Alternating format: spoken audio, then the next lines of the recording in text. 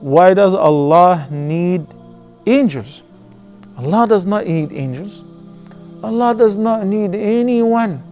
Allah is as-Samad, the all-independent, and all the creatures are His dependents. Everyone is in need for Allah subhanahu wa ta'ala. And Allah is not in need for anyone.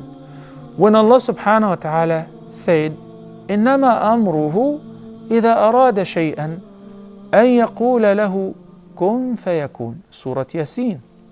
Believers must realize the meaning of this ayah. Simply whenever Allah subhanahu wa ta'ala wants to do anything, to create or to take the life off, to do or just anything, His command to it is be, and it is. Yani it happens as He gives the command. So if He wanted to create a whole different universe, He will say kun, be, and it will happen.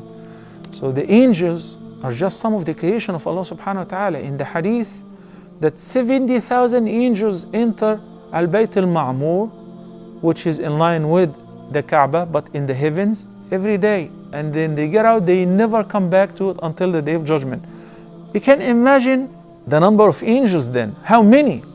But when Allah subhanahu wa ta'ala appoints them with different tasks, because as He said, لا يعصون الله ما أمرهم ويفعلون ما يؤمرون. They are devout worshippers, they are absolutely infallible because they don't have this free choice that human beings and the jinn do have.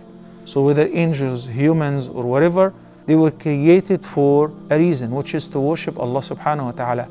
But it doesn't mean at all that Allah is in need for any of them. Whoever believes that Allah is in need for anything or anyone is actually a disbeliever. And that's why whenever somebody asks me that what should I begin with in order to learn my deen? Aqidah, belief. You know, Nabi sallallahu alayhi wa sallam told Ali radiyallahu anhu, can't you read every night 1/3 of the Qur'an? To recite 1/3 of the Qur'an every night, that's a lot.